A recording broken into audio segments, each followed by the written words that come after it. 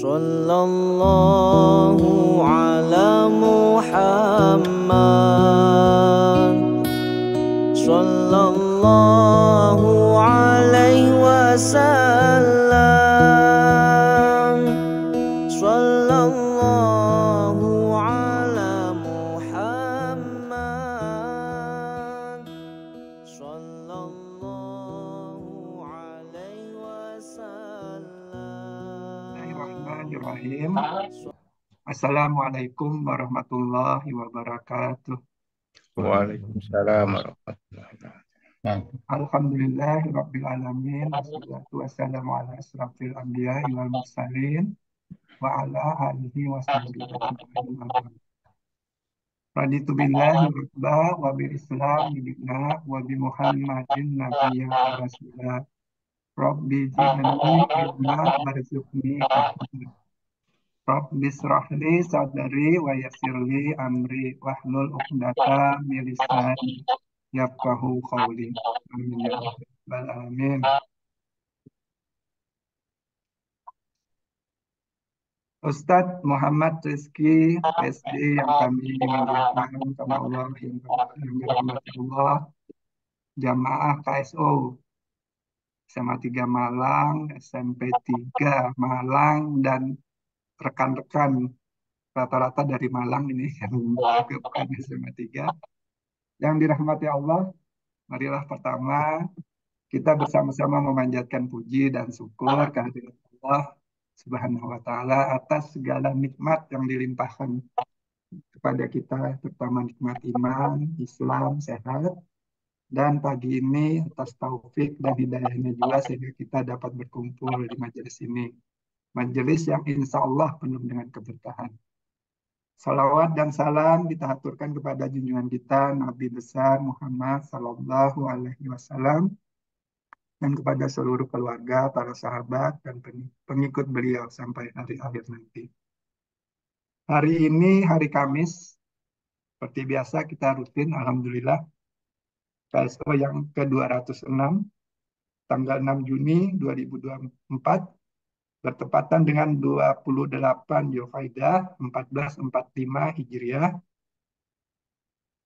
yang insya Allah hari ini kita akan diisi oleh Ustadz Muhammad Rizky, HR, ST, Engineer, Master Engineering, PhD. Temanya nanti dengan tema bekal menyambut hari terbaik. Nah, sebelumnya rekan kita Mas Pramono telah akan membacakan ayat suci.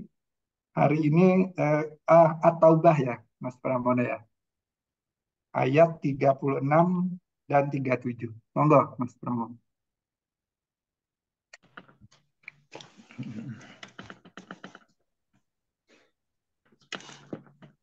A'udzu billahi minasy syaithanir rajim. Inna iddatas syuhuri 'indallahi 12 syahran fi kitabillah.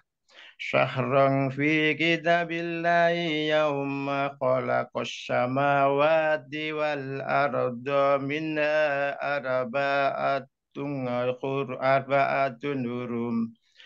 Dzalika dinul qayyim. Wala tadlimu fihinna anfusakum wa qatilul musyrikina kafatan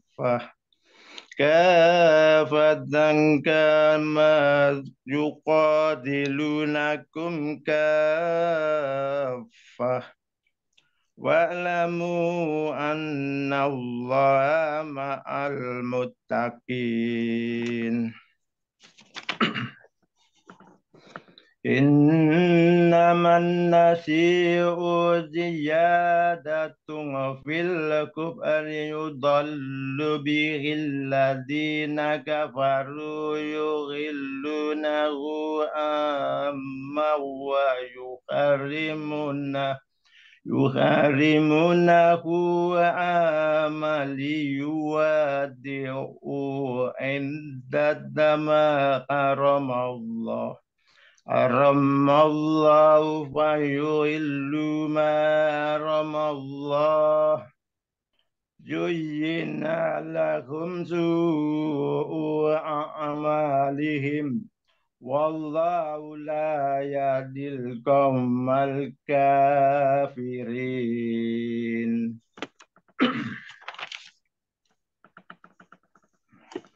Aku berlindung pada Allah dari godaan setan yang terkutuk. Sesungguhnya jumlah bulan menurut Allah ialah 12 bulan sebagaimana dalam ketetapan Allah pada waktu Dia menciptakan langit dan bumi. Di antaranya ada 4 bulan haram. Itulah ketetapan agama yang lurus. Maka janganlah kamu menzalimi dirimu dalam bulan yang 4 itu. Dan perangilah kaum musyrikin semuanya, sebagaimana mereka pun memerangi kamu semuanya. Dan ketahuilah bahwa Allah beserta orang-orang yang takwa. Sesungguhnya pengunduran bulan haram itu hanya menambah kekafiran. Orang-orang kafir disesatkan dengan pengunduran itu. Mereka menghalalkannya suatu tahun dan mengharamkannya pada suatu tahun yang lain, agar mereka dapat menyesuaikan dengan bilangan yang diharamkan Allah. Sekaligus mereka menghalalkan apa yang diharamkan Allah oleh setan. Dijadikannya terasa indah bagi mereka perbuatan-perbuatan buruk mereka. Dan Allah tidak memberi petunjuk kepada orang-orang yang kafir. Shadaqallahul adzim. Ya, alhamdulillah. Semoga kita semua yang membaca, yang mendengar, mendapat karunia rahmat dari Allah Subhanahu wa Ta'ala dengan Al-Quran, dan menjadikan Al-Quran sebagai pemimpin bagi kita, cahaya, petunjuk, dan rahmat. Amin ya Allah ya Rabbal Alamin. Baiklah, kita memasuki acara berikutnya. Sebelumnya saya akan membacakan dulu CV dari Ustadz Muhammad Reski. HR itu apa Ustadz? HR masih di mute, maaf. HR itu nama saya memang unik, jadi memang HR saja, tidak ada kepanjangannya. Oh gitu. Baik, Tapi bukan gelar, bukan gelar. gelar ya, baik-baik. Jadi beliau nama Muhammad Reski HR. Ini masih ST itu berarti sarjana teknik ya. Kalau ST sebelumnya saja. kan insinyur, berarti masih muda ini, masih muda ini. Iya. Baik. Kemudian Master Engineering, PhD. Nah, riwayat pendidikan beliau ini luar biasa nih, riwayat pendidikan yang formal yang seperti biasa. Kemudian dari riwayat pendidikan agama juga, Ustaz ya. Jadi khusus mengambil 2 jalur. S1 beliau di Perencanaan Wilayah dan Kota UGM. Kemudian S2 magisternya Perencanaan Kota dan Daerah UGM juga. Beasiswa Fast Track Dikti. Kemudian S3-nya Civil Engineering, Newcastle University, beasiswa Kementerian Keuangan. Kemudian pendidikan agama, riwayat pendidikan agama, alumni Mahat ya bacanya ya Ustaz ya, Mahat Al-Ilmi Yogyakarta, mulazamah dengan Syekh Abu Abdirrahman, mahasiswa S1 RC Kuliah Ulumul Syariah wal Arabiyah Sofa University Mesir. Ini yang pendidikan agamanya.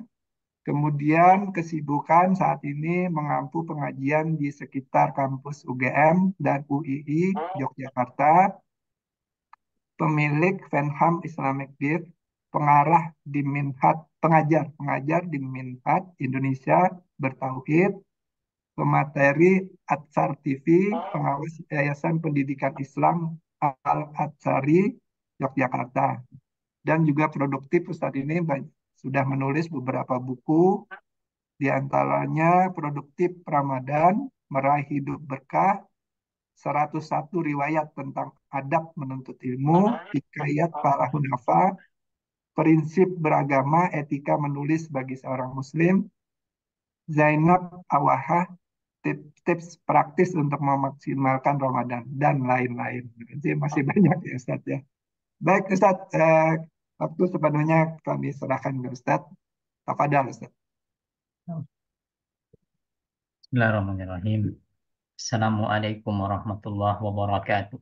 Waalaikumsalam warahmatullahi Warahmatullahi wabarakatuh. Alhamdulillah, alhamdulillahi wahdah. Assalatu wassalamu ala man la nabiyya ba'dah. Wa ala alihi wa sahbihi wa mawalah. Wa la hawla wa la quwata illa billah. Allahumma alimna ma yanfa'una wa anfa'na bima 'allamtana wa zidna ilma. Allahumma inna nas'aluka ilman nafi'an wa rizqan thayyiban wa amalan mutaqabbalan. Baik, Bapak-bapak, ibu-ibu, para sepuh yang kami muliakan dan kami hormati, rahimani wa rahimakumullahu jami'an. Setelah kita bersyukur kepada Allah dan setelah kita bersalawat kepada Rasulullah Sallallahu Alaihi Wasallam, saya ingin mengucapkan jazakumullahu khairan. Terima kasih sudah memberikan saya kesempatan untuk bisa berjumpa dan berkumpul di ruang virtual ini bersama Bapak Ibu sekalian di kesempatan pagi hari yang berbahagia ini. Mudah-mudahan perjumpaan kita adalah perjumpaan yang bermanfaat di dunia dan di akhirat nanti. Dan tadi disampaikan yang pertama katanya anak-anak muda sekarang luar biasa ilmunya. Dan disampaikan juga di sini banyak para sepuh. Maka saya teringat kepada satu hal, Pak. Satu yaitu tentang ilmu dan kebijaksanaan itu berbeda ya Pak ya. Kita yang muda-muda ini secara keilmuan itu bisa lebih canggih ilmu itu dari Bapak Ibu itu bisa. Tapi saya pribadi yang sekarang itu merasa ya masih perlu banyak belajar adalah masalah kebijaksanaan. Ya, kebijaksanaan jelas hubungannya adalah sama pengalaman, asam garam kehidupan ini membentuk kebijaksanaan seseorang. Sehingga ilmu dan kebijaksanaan itu berbeda. Nah, makanya sedikit faedah tambahan saja Bapak Ibu sekalian. Apa yang menyebabkan Abu Bakar itu lebih mulia dibandingkan seluruh sahabat yang lainnya? Apakah Abu Bakar itu ilmunya paling banyak? Apakah dia yang paling banyak meriwayatkan hadis? Bukan. Yang paling banyak meriwayatkan hadis itu Abu Hurairah. Apakah Abu Bakar itu lebih kekar, lebih tampan, lebih kaya dari sahabat-sahabat yang lainnya? Jawabannya tidak.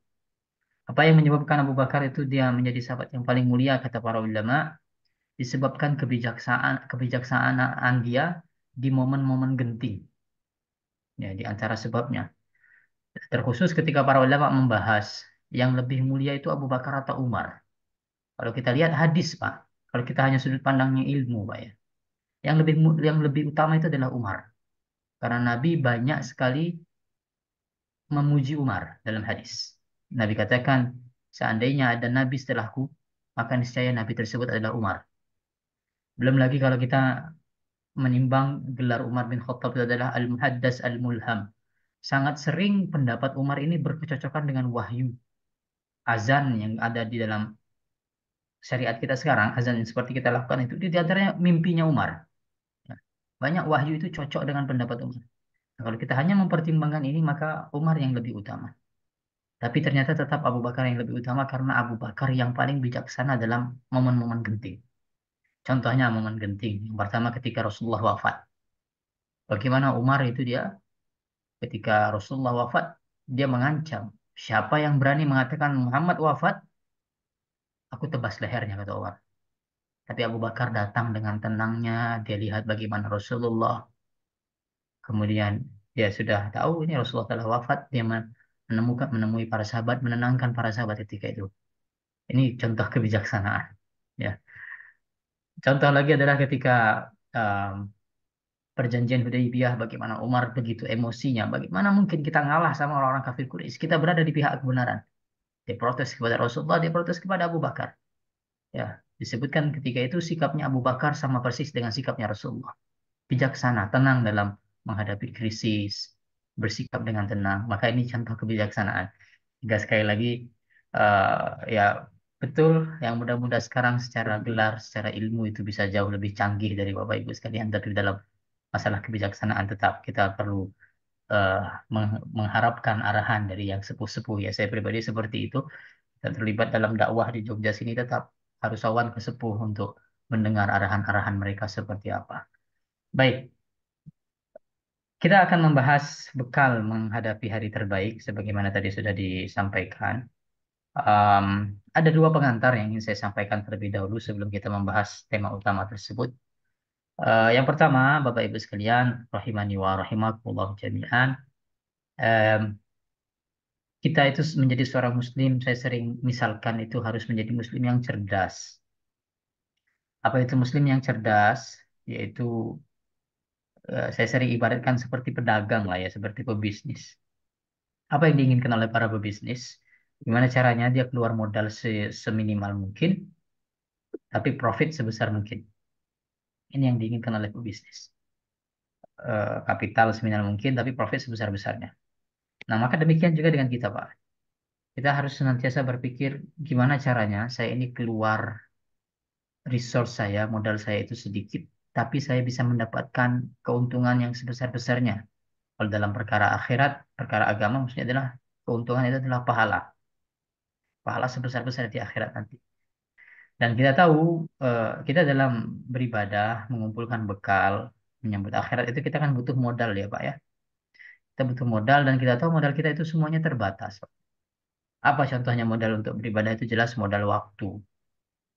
Waktu kita terbatas. Tidak ada kita ini yang hidup sampai hari kiamat nanti sehingga bisa mengumpulkan bekal sebanyak-banyak, tidak ada. Kata Nabi SAW, maksimal umur umatku adalah 60 sampai 70 tahun. Ya, jadi bapak-bapak yang sudah lebih dari itu sudah banyak bonusnya, ini sudah injury time berarti ya.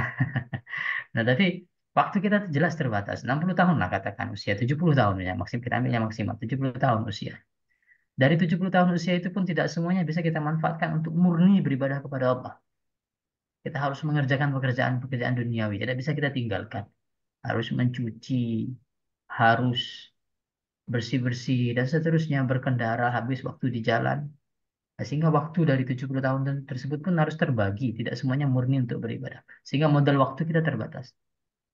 Yang kedua jelas modal tenaga kita terbatas. Tidak ada manusia yang dia bisa setiap malam, setiap siang, senantiasa beribadah kepada Allah tanpa tidur, tanpa istirahat. Tidak ada.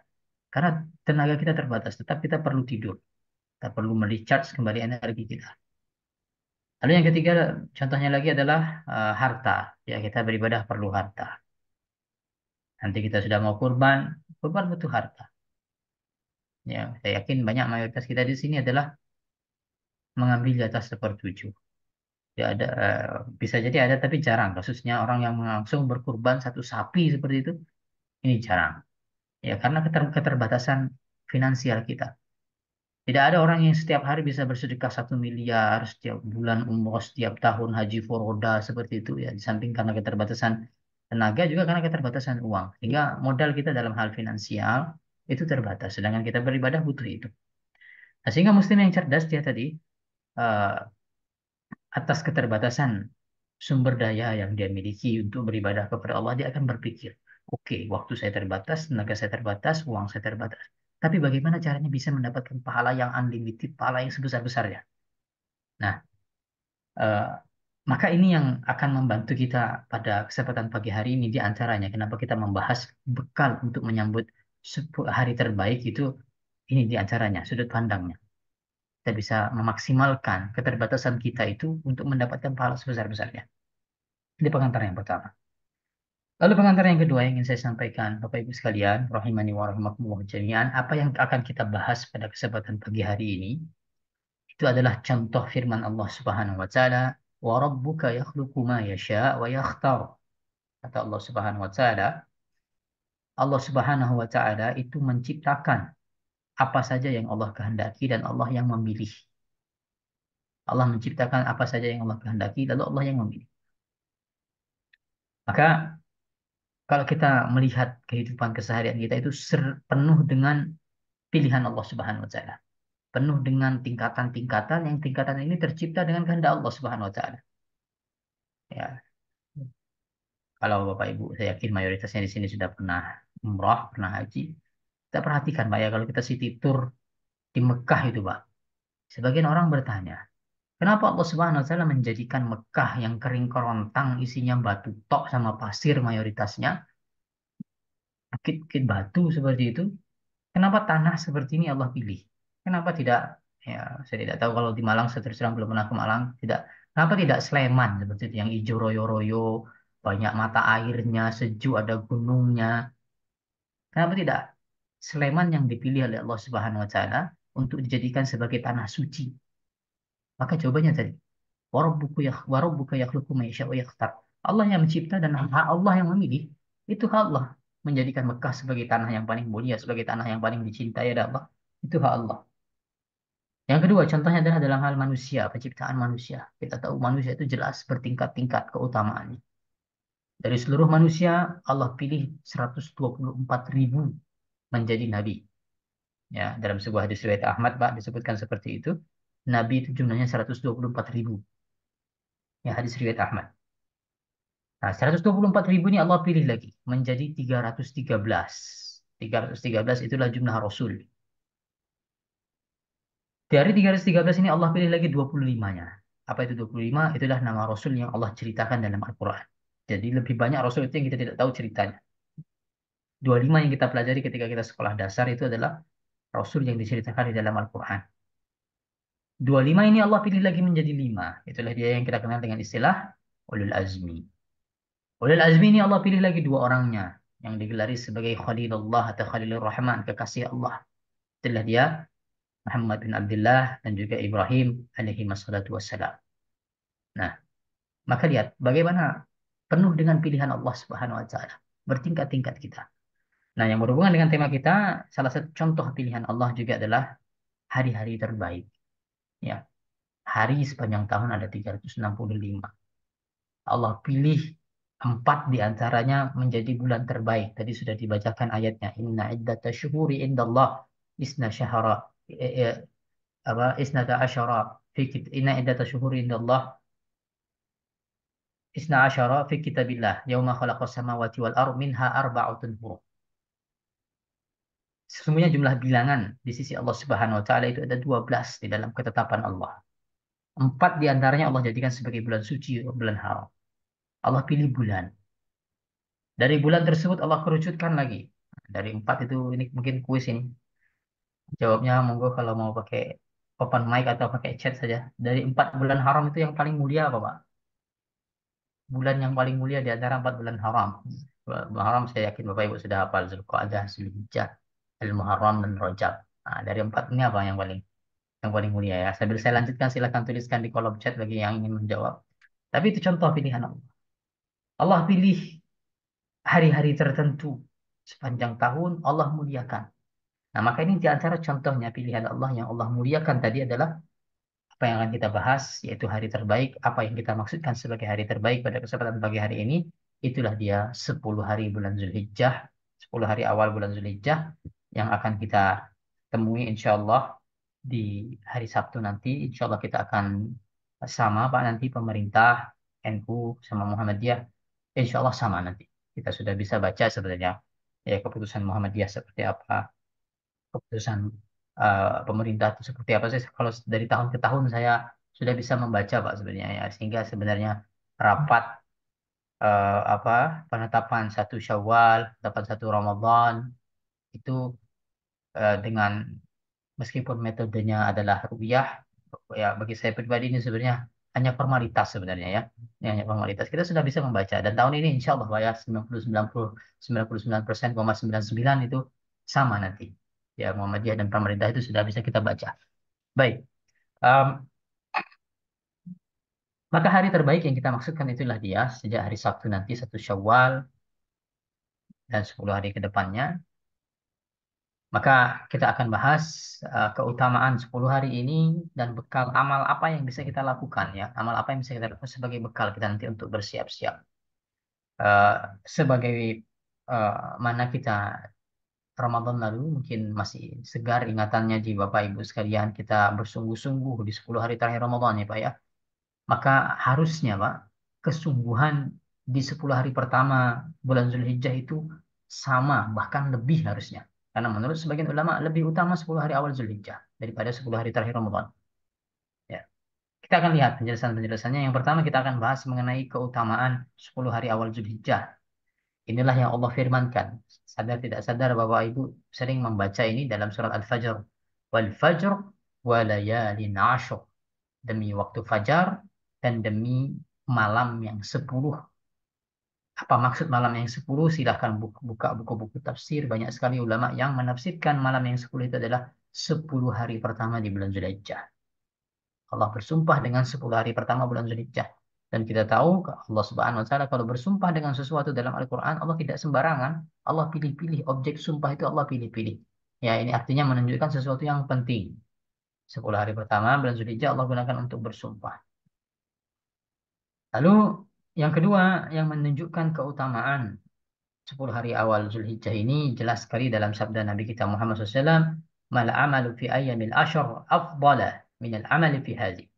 Tidak ada amalan yang lebih mulia dari amalan yang dikerjakan pada 10 hari ini, kata Nabi SAW. Itu 10 hari pertama bulan Zulhijjah. Artinya amal apapun itu dibandingkan amal lainnya di sepanjang tahun, maka yang lebih utama adalah amal yang dikerjakan di 10 hari awal ini. Maka jelas sekali Nabi mengatakan inilah hari terbaik untuk beramal. Bahkan Ibnu Rajab Al-Hambali dalam kitab Lataiful Ma'arif sampai mengatakan amalan yang sebenarnya kurang afdal jika dilakukan di waktu utama, maka dia bisa menandingi amal afdal yang dilakukan di hari lainnya. Ya, jadi ada amal yang ini kurang afdal kalau kita kerjakan di luar 10 hari Zulhijjah. Nah, kalau kita mengerjakan ini di 10 hari awal Zulhijjah, dia bisa berlipat-lipat pahalanya, bisa bahkan mengalahkan amal afdal yang kalau dibandingkan dikerjakan di luar bulan, di luar 10 hari awal Zulhijjah. Nah, sehingga ini dia hari terbaik sepanjang tahun, Bapak Ibu sekalian. Maka terkait, mungkin ada yang bertanya, mana yang lebih utama, Ustadz? Antara 10 hari pertama awal Zulhijjah atau 10 hari terakhir bulan Ramadan? Sebagian ulama mengatakan tetap yang lebih utama adalah 10 hari pertama bulan Zulhijjah. Sebagian ulama lagi mengatakan yang lebih sebabnya kenapa? Karena di sana ada 2 hari yang mulia, yaitu ada hari Arafah, ada Idul Adha. Nah, 10 hari terakhir bulan Ramadan menurut sebagian ulama ini yang lebih utama mengalahkan 10 hari pertama awal Zulhijjah. Ini pendapat kedua ya. Sebabnya karena di sana ada Lailatul Qadar. Namun pendapat yang paling kuat dalam hal ini Bapak Ibu sekalian, pendapat yang paling kuat adalah pendapat yang mengkompromikan. Kalau dilihat siangnya, maka yang lebih utama adalah siang 10 hari pertama bulan Zulhijjah. Tapi kalau kita lihat malamnya, yang lebih utama adalah 10 malam terakhir bulan Ramadan. Karena Lailatul Qadar itu di malam hari. Hari Arafah dan Idul Adha itu di siang hari kan.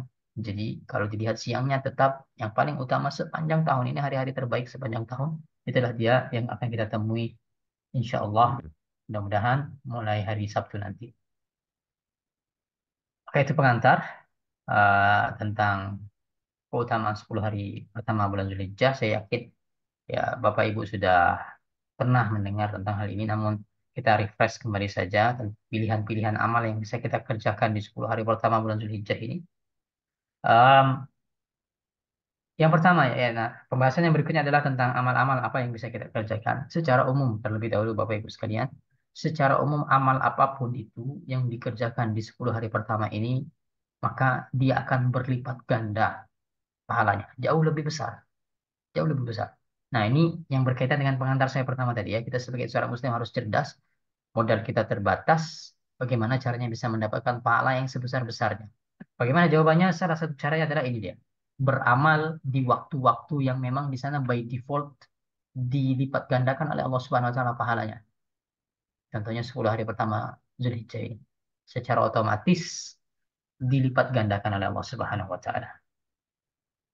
Itu sehingga secara umum apapun itu amalnya baca Al-Qur'an, berzikir, bersedekah, nah, yang punya sudah lama berkeinginan untuk silaturahmi tempat saudara siapa, laksanakan di bulan ini mumpung hari mulia, berlipat-lipat ganda pahalanya.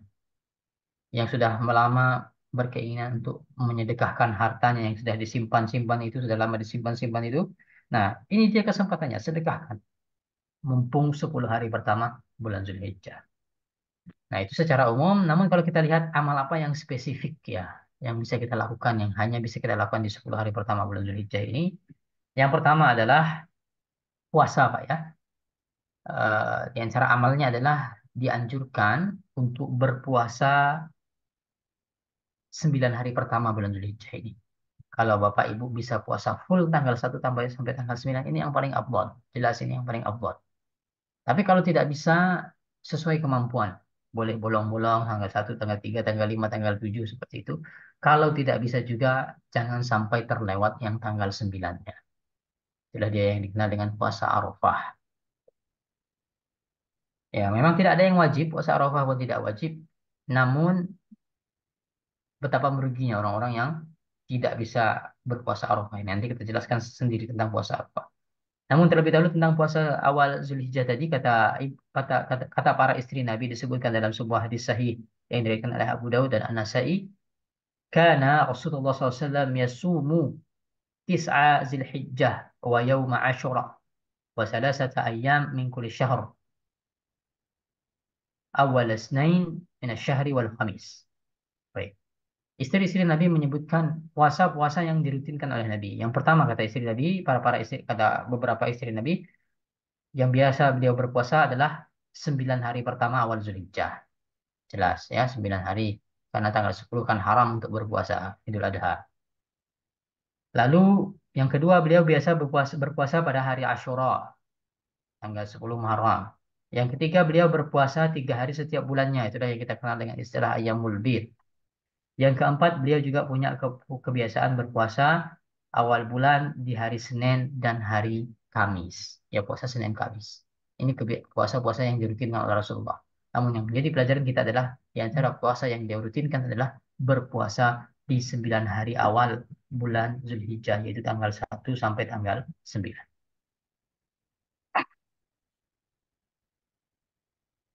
Baik, itu yang pertama. Lalu yang kedua kita bahas sekarang lebih spesifik tentang puasa Arafah. Puasa Arafah adalah puasa yang dilakukan pada hari Arafah, yang hari Arafah ini merupakan hari yang sangat utama, Pak. Bahkan sebagian ulama berpendapat, dan ini pendapat yang cukup kuat sebenarnya, sebagian ulama berpendapat itu hari yang paling utama sepanjang tahun. Kalau dicari hari apa utama sepanjang tahun itu adalah hari Arafah. Ini pendapat sebagian ulama. Dan nanti akan kita bahas itu setelah ini. Namun yang ingin saya sampaikan terlebih dahulu tentang puasa Arafah. Kata Nabi kita Muhammad SAW, Siyamu yawmi arafata ahtasibu ala Allah ay yukaffira sanah allati qablahu was sanah allati ba'dahu. Puasa Arafah itu aku berharap nilainya di sisi Allah Subhanahu wa taala bisa menghapuskan dosa 1 tahun ke depan dan 1 tahun ke belakang. Ya, ada yang share seperti ini, Pak ya. Katanya barang siapa yang bisa puasa Arafah, artinya dia aman 1 tahun ke depan dia hidup, belum wafat dia 1 tahun ke depan. Karena tadi Nabi menjanjikan orang yang puasa Arafah itu kan pahalanya diampuni 1 tahun ke depan dan 1 tahun ke belakang. Nah, disebutkan ada riwayat seperti itu memang, namun diteliti oleh para ulama, ya ini riwayatnya dhaif, riwayatnya lemah sehingga tidak bisa kita jadikan pegangan. Ya, ya bisa saja itu hak Allah meskipun seorang itu puasa Arafah tapi dia kemudian wafat belum sampai 1 tahun setelah dia puasa Arafah, maka itu bisa saja. Baik, sehingga pahalanya kembali lagi puasa Arafah itu 1 tahun ke depan, 1 tahun ke belakang diampuni dosa-dosanya oleh Allah Subhanahu Wa Taala. Nah, sebelum muncul nanti di sesi tanya jawab ya ini paling sering menjadi diskusi ya Pak ya. Ustadz kan puasa Arafah itu kadang berbeda tanggal 9 kita di Indonesia, 9 Zulhijjah dengan 9 Saudi itu berbeda ya Pak. Pernah kita temui beberapa tahun ya Pak ya, sudah sering ya. Kita puasa di sini sedangkan jamaah haji wukuf di Arafahnya hari sebelumnya. Tidak sama. Tanggal 9 Zulhijjahnya itu tidak sama. Maka bagaimana ini? Apakah puasa Arafah itu mengikut jamaah haji wukuf di Arafah ataukah tidak?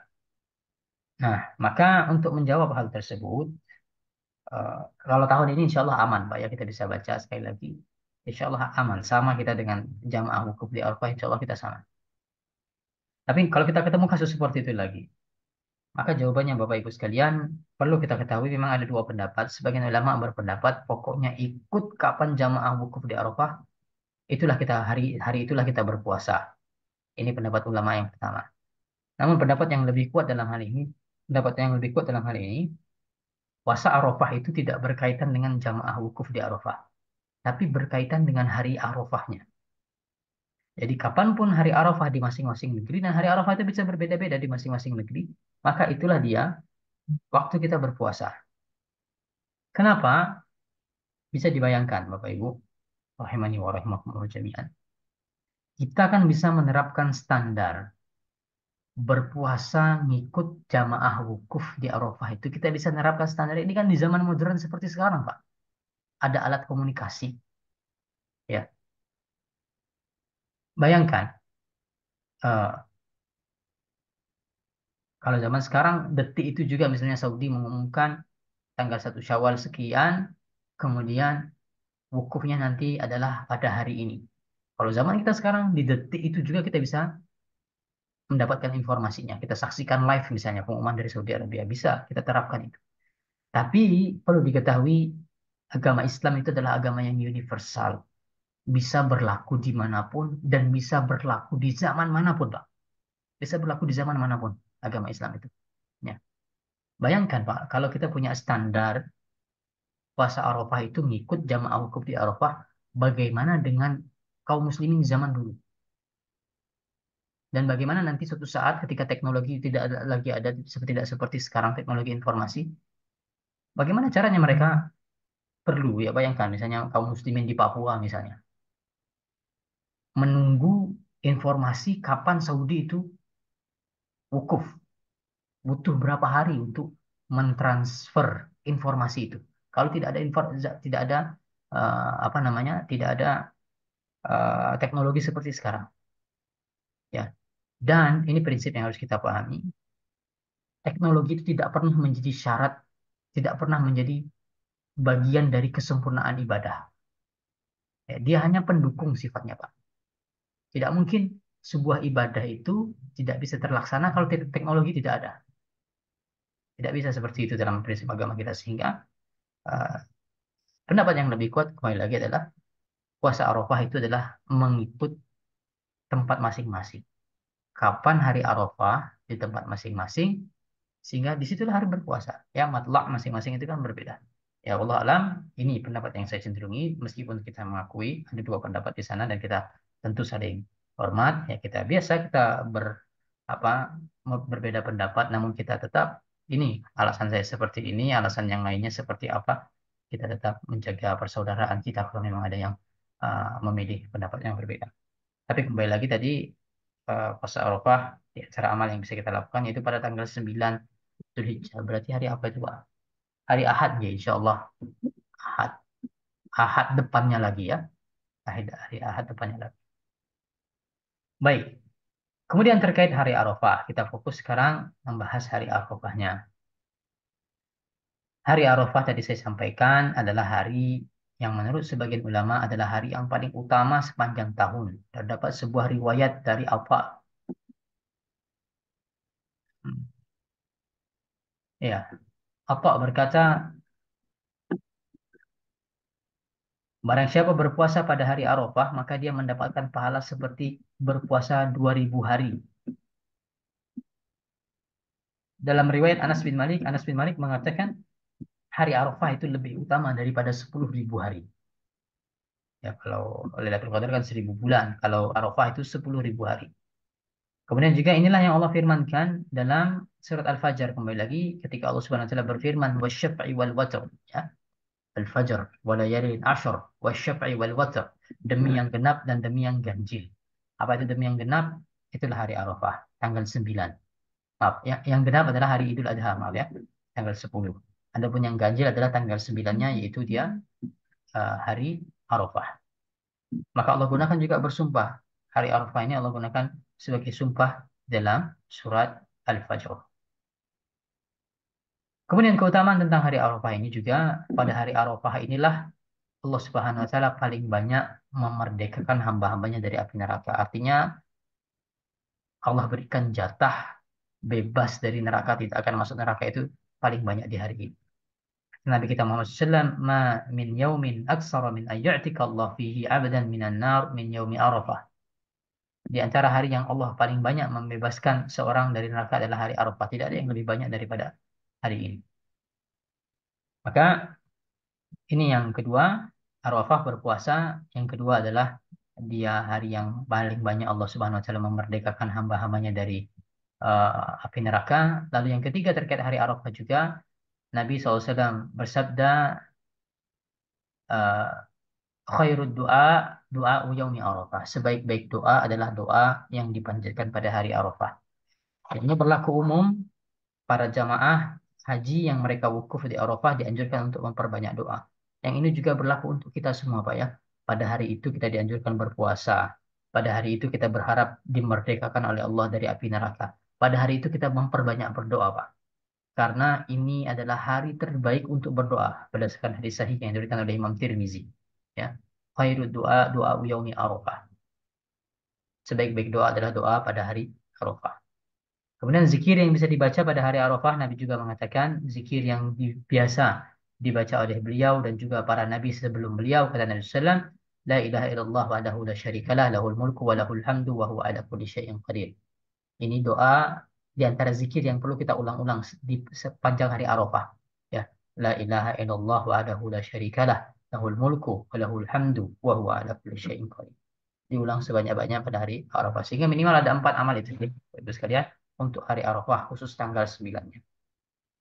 Nah, sehingga dari sini, ya saya pribadi sering menganjurkan kalau saya ceramah-ceramah di kantor-kantor seperti itu, angkatan muda terkhusus, saya sering sampaikan, ya kalau bisa cuti lah tanggal 9 ini, Pak ya. Dan bisa fokus untuk beribadah, berpuasa, berdoa, berzikir, dan seterusnya. Maka demikian amalan hari Arafah. Nah, sekarang kita berpindah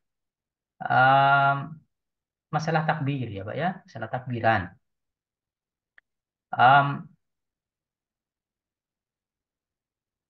uh, Secara ringkas saja, mohon maaf saya tidak bisa uh, terlalu lama, tidak bisa terlalu siang.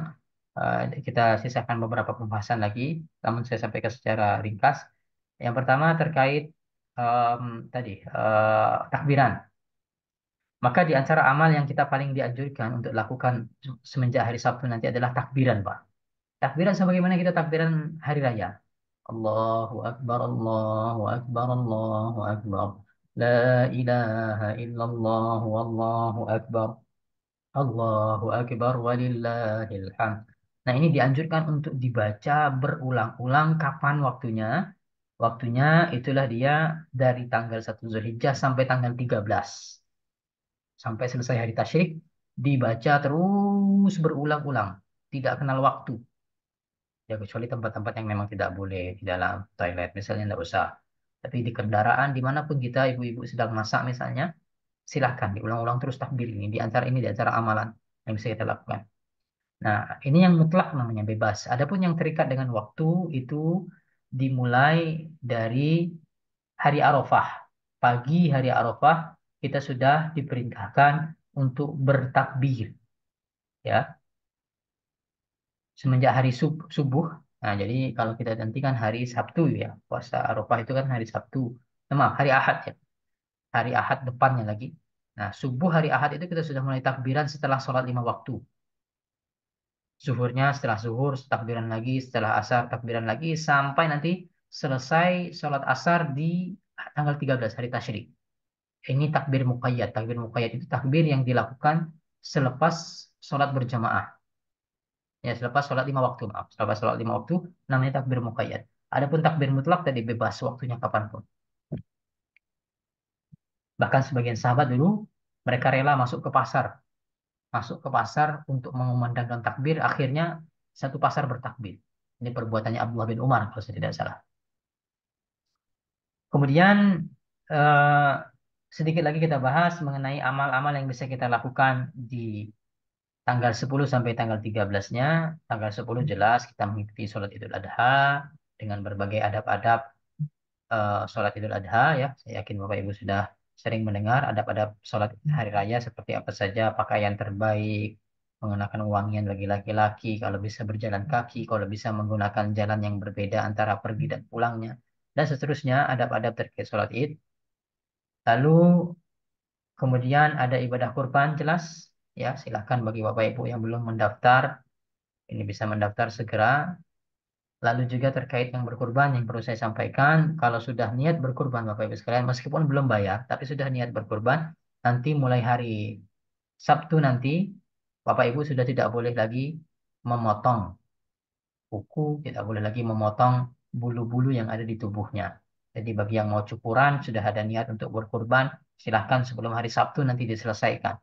Baru boleh nanti cukuran lagi potong kuku kalau sudah disembelih kurbannya, yaitu berlaku semenjak tanggal 1 Zulhijjah. Ya. Nah, kemudian ada ibadah kurban, menyembelih di sana, ya pesan saya Bapak Ibu, Bapak-bapak ya terkhusus, Bapak-bapak yang sudah sering berkurban, insya Allah banyak. Tapi pertanyaannya, apakah Bapak Ibu sudah, apakah Bapak-bapak sudah pernah menyembelih sendiri? Nah, kalau belum pernah menyembelih sendiri, saya sarankan minimal 1 kali Pak pernah. Ya, minimal 1 kali. Karena ini diantara bentuk ibadah. Ya, bentuk ibadah kepada Allah, menjalankan salah satu sunnah Nabi adalah menyembelih. Ya, kalau bisa menyembelih sendiri, kita sembelih sendiri ini yang lebih afdol. Lalu terkait hari tasyrik belum boleh berpuasa sampai tanggal 13 Zulhijjah, tidak boleh berpuasa. Dan perlu diketahui, Nabi SAW menyebutkan dalam sebuah hadis, hari Idul Adha dan hari tasyrik itu adalah hari makan-makan, Pak ya. Ini disebut sebagai hari makan-makan. Nah, kata Nabi, ayamut tasyrik, ayamu aklin wa syurbin. Hari tasyrik itu adalah hari makan-makan dan hari minum-minum. Jadi memang kita dianjurkan kalau bisa ya jelas tidak boleh berpuasa.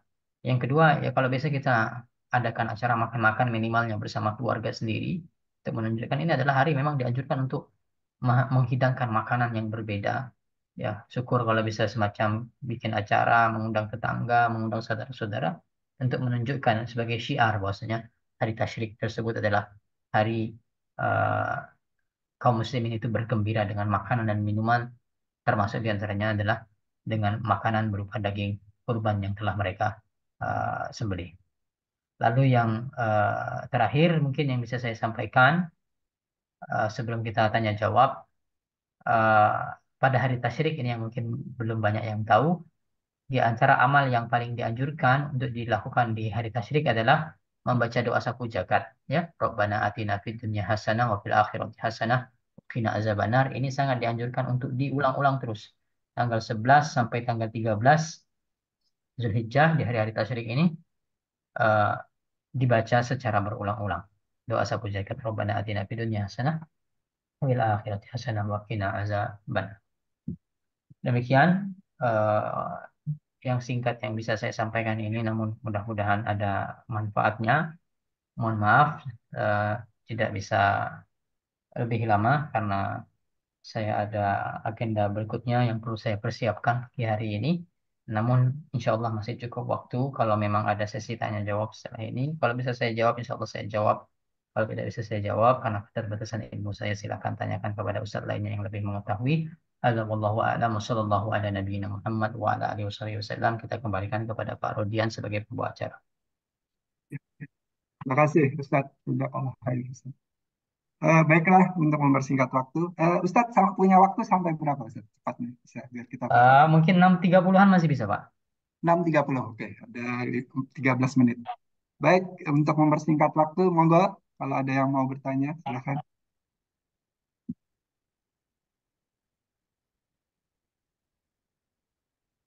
Belum ada, Mas Hendri mungkin, silakan Mas Hendri. Baik, kalau nggak ada, mungkin teman-teman masih menyiapkan pertanyaan mengenai kurban, Pak Ustadz. Oke. Kan ini mengenai masalah, kan biasanya kan eh, apa saibul korban atau kurban di situ kan diberikan patokan harga gitu ya, Oke. patokan harga tertentu katakanlah untuk kambing itu ada yang 3 juta, ada yang berapa tergantung daripada apa harga di masing-masing itu. Terus biasanya operasional itu memerlukan apa semacam biaya juga, baik Hmm, itu untuk terpal atau untuk bungkus, bahkan mungkin untuk makan bagi yang memotong, katakanlah seperti itu. Itu biasanya kan ada patokan 3 juta plus operasional sekian gitu ya. ya, Nah, kebetulan saya juga mengorganisasi itu ya. Di daerah itu harga kambing itu harganya fleksibel Pak Ustadz. Jadi tiap hari itu bisa bisa naik turun gitu. Sehingga untuk selamatnya saya menggunakan istilah katakannya 3 juta termasuk biaya operasional. Apakah itu diperbolehkan Pak Ustadz? baik. Ya, intinya pertanyaannya kita mematok harga tertentu, lalu kita tambahkan biaya operasional sekian. Apakah seperti itu diperbolehkan ya, Pak ya? Ya, Wallahu alam, setahu saya tidak ada larangan terkait hal itu, karena memang ada kebutuhan. Lebih-lebih tadi saya sampaikan zaman sekarang orang banyak yang tidak mau repot, taunya mau cuma serahkan uang, bahkan kambingnya dicarikan, disembelihkan, dipotongkan dagingnya itu kan butuh biaya semuanya, sehingga tidak ada masalah ketika seseorang itu dia ditarik biaya operasional, tidak ada larangannya dalam hal ini, eh, sehingga boleh hukumnya. oke. Terima kasih Pak Ustadz. Oke. Saya mau Baik, tanya, Pak Ustadz. Sorry, mau tanya, Pak Ustadz. monggo. Ya, Ya, Assalamualaikum warahmatullahi wabarakatuh. Bismillahirrahmanirrahim. Pak Ustadz, dari kelompok saya itu ada korban, tapi korbannya dibentuk seperti kalengan.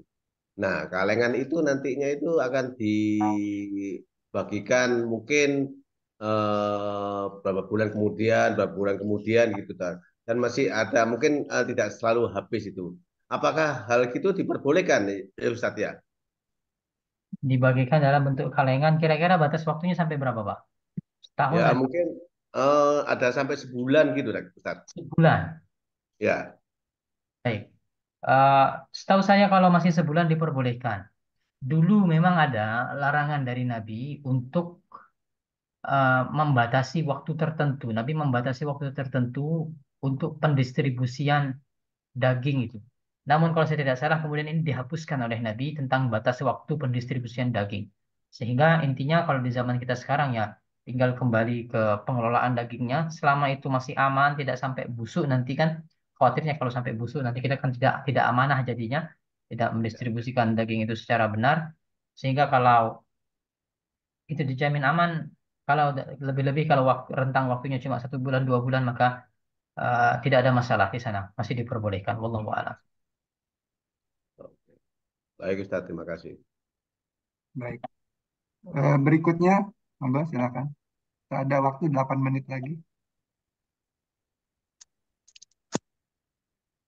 Ada chat Saya itu Mas Rodian? Ada chat ya. Oke, baik.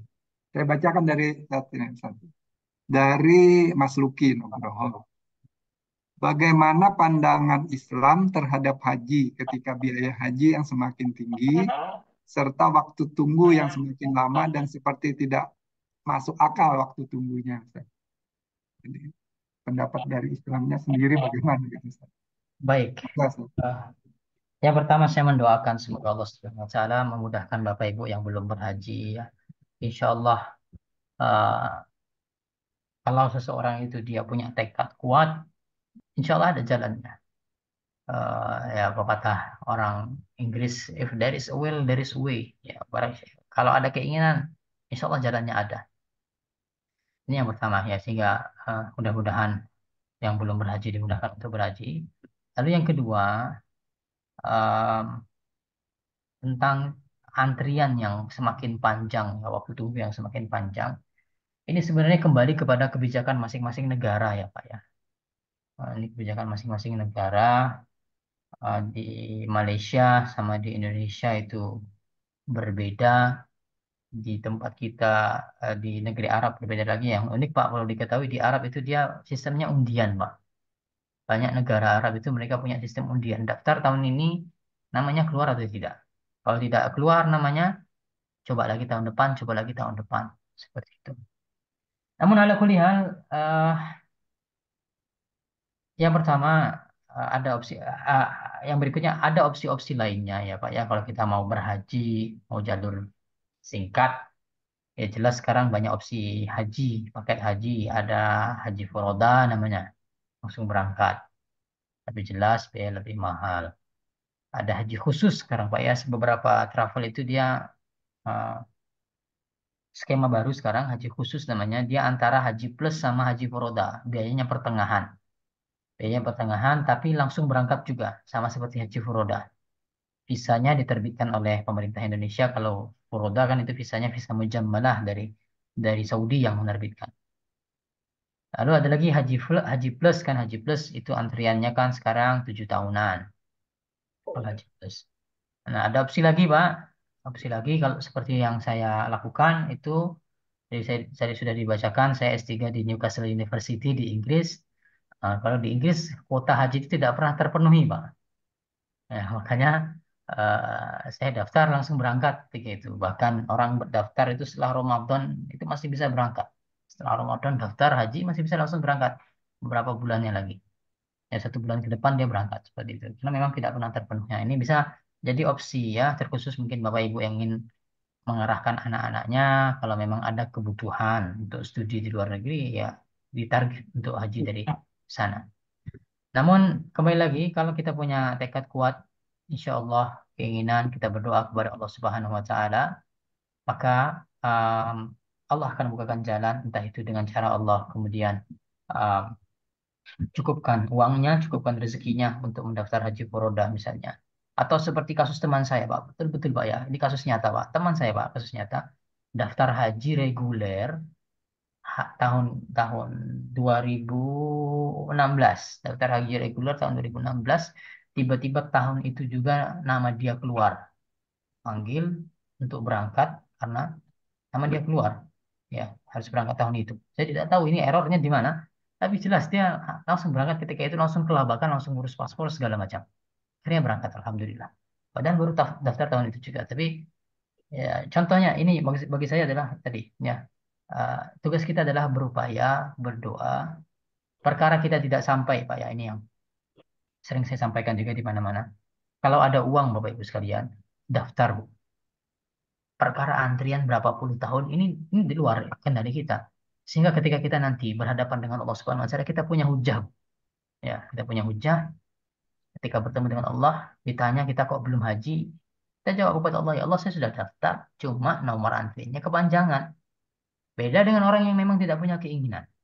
Ketika dia ditanya sama Allah, ya memang dia yang tidak ingin ternyata. Ya, beda orang yang punya keinginan perkara dia tidak sampai ini kan di luar kemampuan dia dan dia bisa menjawab di hadapan Allah Subhanahu wa taala nanti. Sehingga wallahu alam itu saja yang bisa saya sampaikan. Intinya banyak berdoa kepada Allah semoga dibukakan ya dibukakan jalan-jalan kemudahan untuk menunaikan haji. Baik, itu saja. Baik, Ustadz. Oh, satu lagi nih Ustadz, ada di chat. Pak Ustadz izin bertanya, jika di kantor saya memberikan dana kurban untuk karyawan, per orang 3,5 juta, sebanyak 14 orang, setiap tahun dengan cara diundi namanya. Gimana hukumnya, apakah diperbolehkan dan bagaimana niatnya bagi perusahaan dan pribadi yang mendapatkan tambahan Ustadz, uang tersebut diberikan ke masing-masing orang yang mengelolanya. Baik. Silakan Ustadz. Ya, seperti yang disebutkan tadi, setahu saya tidak ada masalah seperti itu diperbolehkan. Ya, berarti kan sudah terjadi perpindahan kepemilikan uang terlebih dahulu kan ya. Perusahaan memberikan uang kepada karyawannya, ini kamu silahkan untuk berkurban. Sehingga itu sebenarnya uang dia jadinya, ya gunakan itu untuk berkurban. Sama dengan hibah. Ya kan berarti hibah bersyarat. Hibah bersyarat itu boleh. Saya hibahkan ke kamu, tapi syaratnya ini cuma boleh untuk kurban. Nah, ini hibah bersyarat. Itu boleh. Ya, Bapak Ibu juga boleh seperti itu kepada tetangga, kepada anak-anaknya. Ini saya kasih kamu uang, tapi uang ini hanya digunakan untuk kurban. Ya, sehingga seperti itu dua-duanya dapat pahala, Pak. Ini di antara kasih sayang Allah Subhanahu wa taala. Karyawannya yang dia berkurban dapat pahala, eh, kantornya yang memiliki kebijakan seperti itu dia dapat pahala, tapi intinya kembali lagi ke pertanyaannya, tidak ada masalah seperti itu diperbolehkan, kurbannya sah, tidak ada yang bermasalah ya. Saya baru tahu ada kantor seperti itu luar biasa. Ya. Maaf Ustaz, ini kalau ini tadi kan diserahkan uangnya Ustaz. Ada juga dulu di jadi di kantor itu dibelikan aja sapi gitu. Nanti dipilih, ini nanti ini ya yang kurban gitu. Misalnya 7 orang. Jadi sudah dibelikan sapinya. Nah, itu artinya kan tidak saat itu diserahkan kita mau milih gitu. Bagaimana itu Ustaz? Agak berbeda sedikit Ustaz. Dibelikan sapi oleh perusahaan. Iya, kemudian dipilihkan ini tahun ini kamu si ini ya jadi apa dapat berkurban gitu. Wallahu alam, yang saya pahami dari kasusnya seperti itu juga diperbolehkan karena terjadi perpindahan kepemilikan. Awalnya sapi ini dimiliki oleh perusahaan, oke, tapi kemudian terjadi akad. Sapi ini saya hibahkan untuk 7 orang ini, ya. Dan kepemilikan itu dia bisa syirkah amlak, ya namanya. Baik, syirkah amlak itu adalah berkongsi dalam kepemilikan. Di antaranya kongsi dalam kepemilikan itu bisa sapi.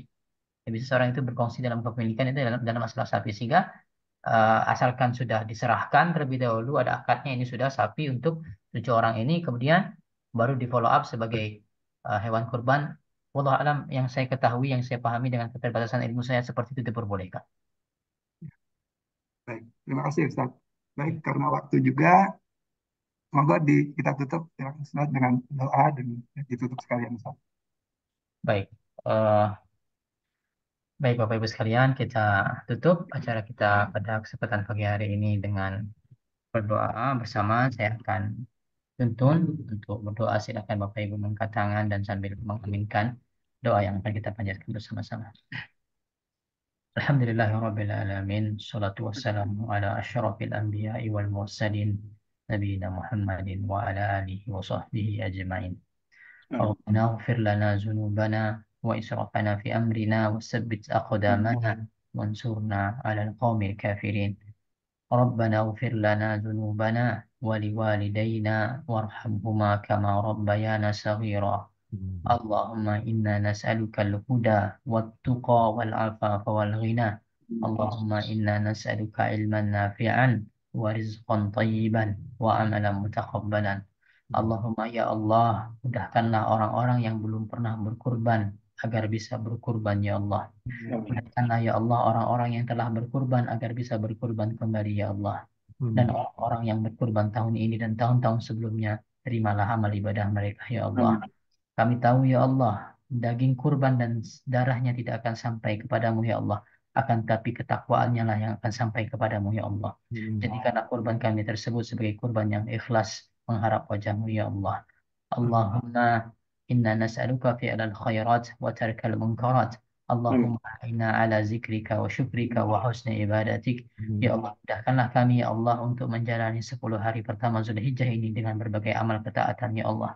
Ya Allah, mudahkanlah langkah-langkah kami dalam kebaikan-kebaikan ya Allah, dan jauhkanlah langkah-langkah kami dari keburukan-keburukan ya Allah. Rabbana atina fid dunya hasanah wa fil akhirati hasanah wa qina azaban nar. Subhana rabbika rabbil izzati amma yasifun wa salamun alal mursalin walhamdulillahi rabbil alamin.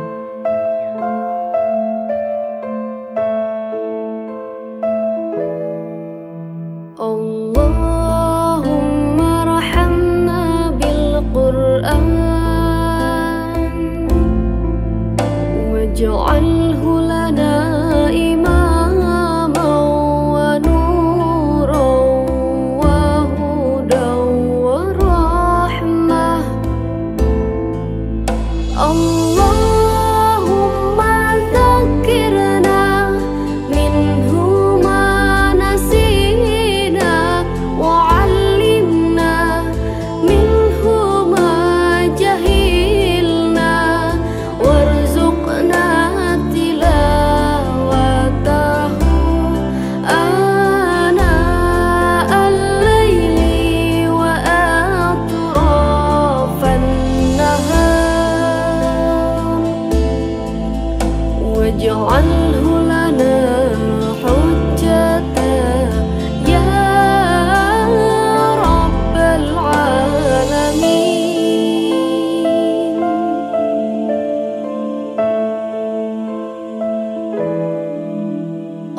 Allahumma rahamna bil Qur'an